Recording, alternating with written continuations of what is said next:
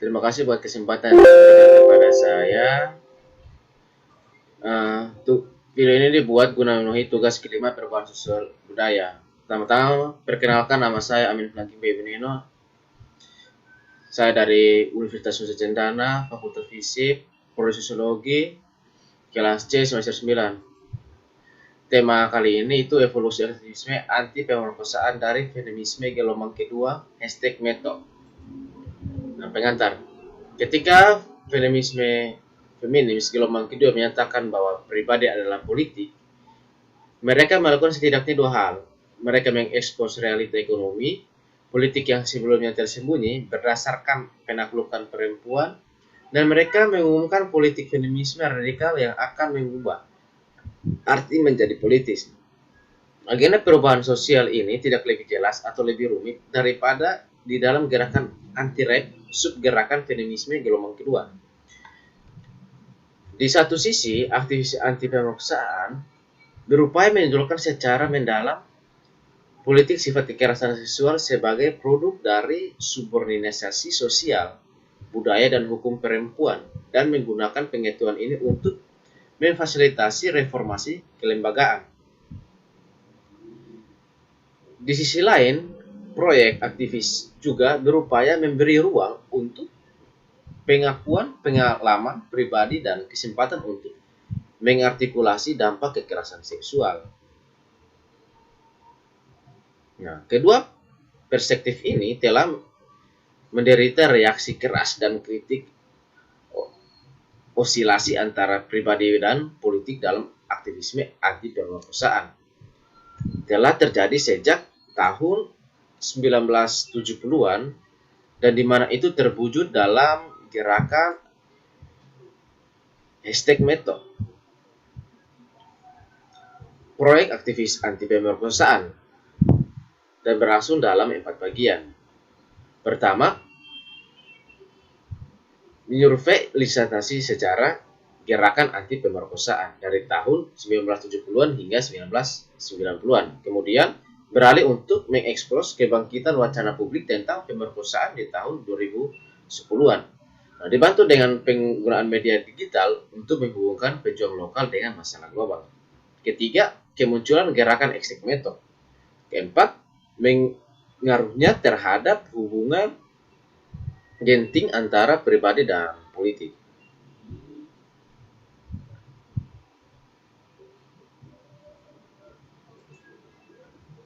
Berikut agenda radikal untuk perubahan. Pada tahun 1973, Organisasi Wanita Nasional di Amerika Serikat, negara-negara mengeluarkan resolusi untuk membentuk gugus tugas pemerkosaan. Sekarang untuk mendorong reformasi legislatif, perbaikan dalam tanggapan kelembagaan terhadap kekerasan seksual dan tantangan terhadap sikap dan keyakinan yang menciptakan dan mendukung budaya pemerkosaan.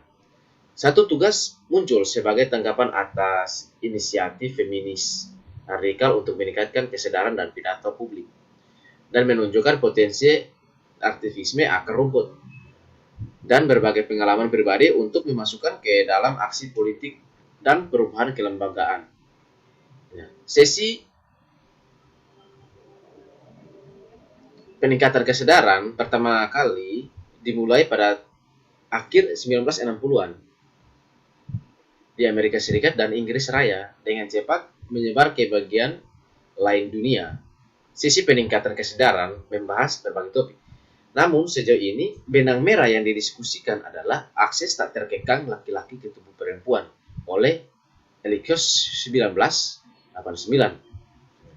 Selanjutnya, seperti yang disoroti oleh feminis radikal New York pada tahun 1974, pemerkosaan muncul sebagai isu feminisme gelombang kedua bukan karena itu adalah topik yang ditujukan dalam agenda peningkatan kesadaran. Sebaliknya, pemerkosaan, kekerasan seksual, dan pelecehan seksual menjadi titik fokus aktivisme feminis pada tahun 1970-an. Karena betapa luasnya pengalaman ini dan betapa mendasarnya mereka terhadap perjuangan atas kepemilikan dan kontrol tubuh wanita. Nah, sesi peningkatan kesadaran mengungkapkan pengalaman yang meresap dari pemerkosaan kecil seperti rayuan seksual yang tidak diinginkan, pelecehan seksual dan kontak seksual yang tidak diinginkan, dan pemerkosaan. Berbagai pengalaman secara kolektif mengikis asumsi bahwa kekerasan seksual biasanya merupakan kekerasan fisik. Jarang terjadi dan dilakukan oleh orang asing di luar dugaan. Keamanan lingkungan pribadi secara khusus, mereka mengungkapkan bahwa pemerkosaan dilakukan terutama oleh suami, pasangan atau anggota keluarga. Esterik 1987. Dan oleh karena itu pengalaman ini tidak eksotis untuk legal dan tidak dapat dihindari bagai terlalu banyak dari kita. Nah, melalui berbagai pengalaman pribadi secara kolektif, perempuan menyoroti sifat sistematis dan melembaga mereka subornisasi, menunjuk ke arah ketidaksetaraan struktural yang lebih dalam yang memposisikan perempuan sebagai manusia yang lebih rendah daripada laki-laki, yang peran sosialnya harus tersedia untuk seks sesuai permintaan.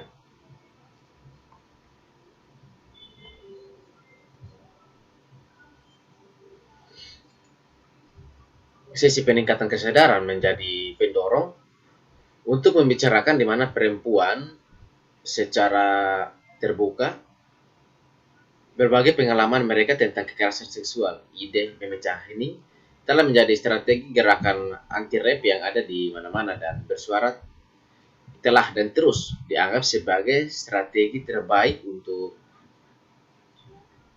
mendidik masyarakat tentang kerugian pribadi dari kekerasan oleh Al Klove 2018.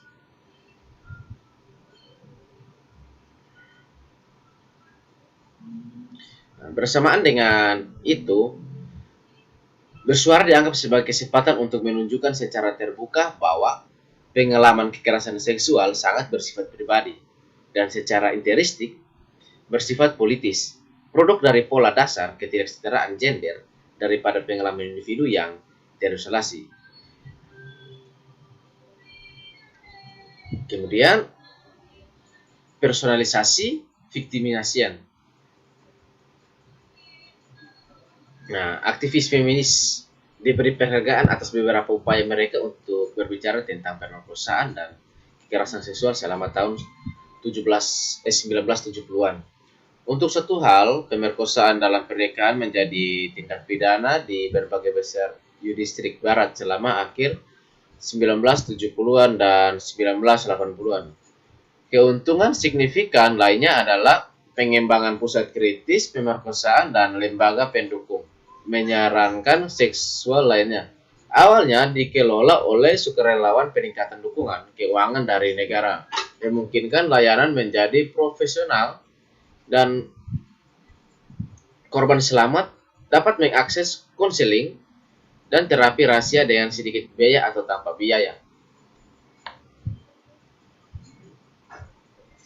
Fokus pada trauma pemerkosaan dan kekerasan seksual sangat signifikan diaktifkan oleh penggabungan gangguan stres pasca trauma dalam diagnostik dan statistik manual pada tahun 1974 dan pengembangan sindrom trauma pemerkosaan. Hasil dari pendekatan ini adalah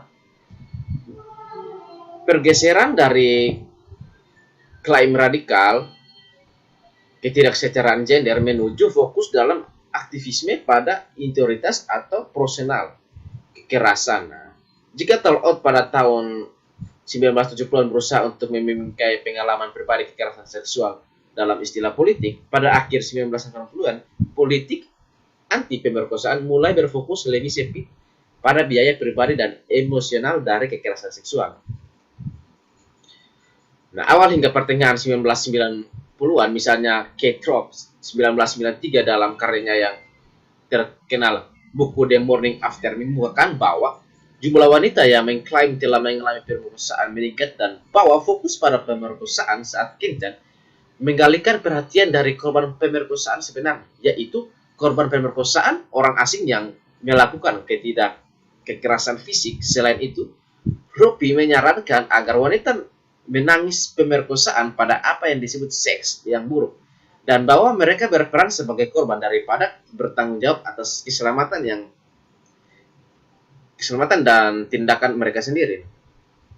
Northwolf membidik politik korban feminisme secara lebih luas dengan alasan bahwa meski fokus pada victimisasi seksual berguna untuk memasukkan pemerkosaan ke dalam agenda publik pada awalnya.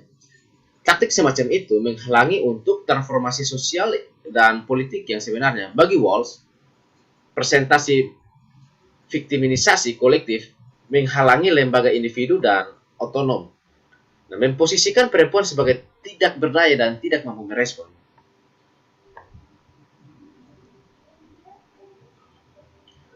Nah, bentuk reaksi publik ini digaungkan dalam perdebatan tentang kesesuaian reformasi hukum sebagai strategi politik untuk mencegah pemerkosaan dan kekerasan seksual dan menangani pengalaman pribadi.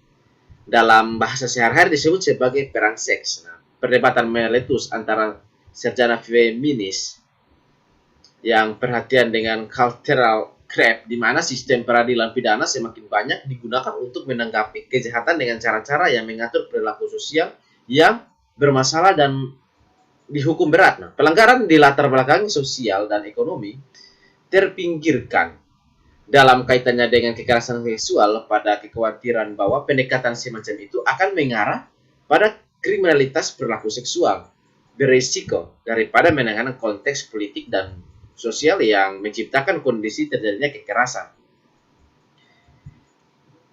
Nah,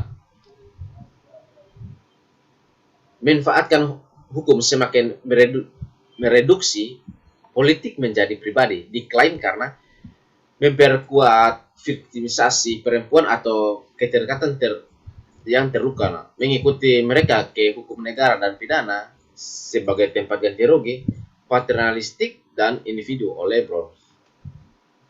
Kemudian, kembali ke politik. Nah, aktivis gelombang kedua telah berusaha untuk menumbangkan pembatasan yang ditempatkan pada gerakan perempuan di depan umum untuk mengekspos kesalahan sistemik terhadap perempuan atas victimisasi mereka dan untuk mengkritik narasi arus utama yang membuat perempuan terus-terus berada dalam ketakutan. Nah, pada tahun 2000-an, strategi ini diaktifkan kembali setelah reaksi terhadap politik korban tahun 1980-an dan 1990-an. Pada tahun 2008, misalnya, dalam penanggapan praktik polisi yang buruk untuk menangani pemerkosaan berantai di lingkungan Grenau di kota Edmond, Kanada. Aktivis anti pemerkosaan berusaha untuk melawan retorika yang dominan, disponsori negara dasar keselamatan. Nah, bertanggung jawab secara pribadi, polisi menyatakan bahwa perempuan harus menghindari kesendirian di depan umum jika mereka tidak ingin diperkosa, sehingga melangkahkan asumsi tentang kerentanan yang melekat pada perempuan terhadap kekerasan seksual oleh Gottlieb 2012. Nah, dan subjektivitas korban yang memposisikan mereka dalam kata-kata akademis Sharon Marcus sebagai sudah diperkosa atau secara intern dapat diperkosa. Hashtag mod The Activist Canon. Nah, ketika perempuan mulai berbicara pada tahun 1970-an tentang kekerasan seksual, mereka menyoroti sifat politik dari pengalaman pribadi mereka melalui peningkatan kesadaran dan pidato di depan umum. Nah, selama akhir 1990-an, dari awal 1990-an menekankan pada politik bergeser ke arah proposal personal dengan representasi kekerasan seksual dan aktivisme yang berfokus pada dampak kemiskinan dan pengalaman. Tersebut membangkitkan aktivisme dari akhir 2000-an dan menuju kemudian pada ke arah politik melalui upaya aktivisme untuk menyelesaikan penyebab struktural dari kekerasan seksual yang berusaha untuk mengabaikan, menyalahkan atau merusak pengalaman dan korban. Politik pribadi berkembang agenda untuk perubahan setelah hashtag Meto. Linda Alcott 2018 berpendapat bahwa apapun agendanya, suara para penyintas harus tetap menjadi sentral dalam gerakan anti pemerkosaan. sebagai mekanisme untuk mengubah bagaimana pemerkosaan dan kekerasan seksual dipahami secara sosial dan politik, dan digunakan untuk membuat beberapa pengalaman menjadi lebih sah atau layak mendapat tanggapan daripada yang lain. Potensi efektivitas politik terletak pada dekonstruksi cara pidato para penyintas, dikemas, ditampilkan, dan disalahartikan, dan dideskripsikan. Berikut kesimpulan. Kekerasan seksual muncul dalam agenda publik pada tahun 1970-an karena alasan yang sama yang memungkinkan hashtag #meto menimbulkan respon yang begitu luas, yaitu kekerasan seksual terhadap perempuan sudah meluas. Aktivis feminis gelombang kedua menetapkan tujuan untuk mengakhiri pemerkosaan dalam kehidupan mereka. Namun, prevalensi kekerasan dan pelecehan seksual serta penutupan institusional dari beberapa pria yang berperilaku buruk yang diekspos oleh gerakan hashtag #meto. Nah, pada tahun 2017 menunjukkan bahwa pekerjaan yang dimulai pada tahun 1990-an masih jauh dari selesai. Gerakan hashtag #meto dan cara-cara selanjutnya di mana agenda untuk perubahan telah dikembangkan menggambarkan jalinan yang aneh antara pribadi dan politik. Di satu sisi, ini mengungkapkan perlunya memahami cara-cara di mana korban penyintas terlibat, mengambil dan atau menolak bahasa yang tersedia, dan dengan demikian menegosiasikan kembali cara-cara yang diperbolehkan untuk berbicara tentang kekerasan seksual dan trauma. Di sisi lain, keterlibatan dengan lembaga-lembaga sebagai tempat reformasi dan perubahan politik berisiko menegaskan kembali kekuatan kelembaga-lembagaan tersebut untuk menyesuaikan atau mengarahkan dan memuat aktivisme dan secara sistematis menyembunyikan kondisi sosial, budaya, dan politik yang memungkinkan terjadinya kekerasan seksual.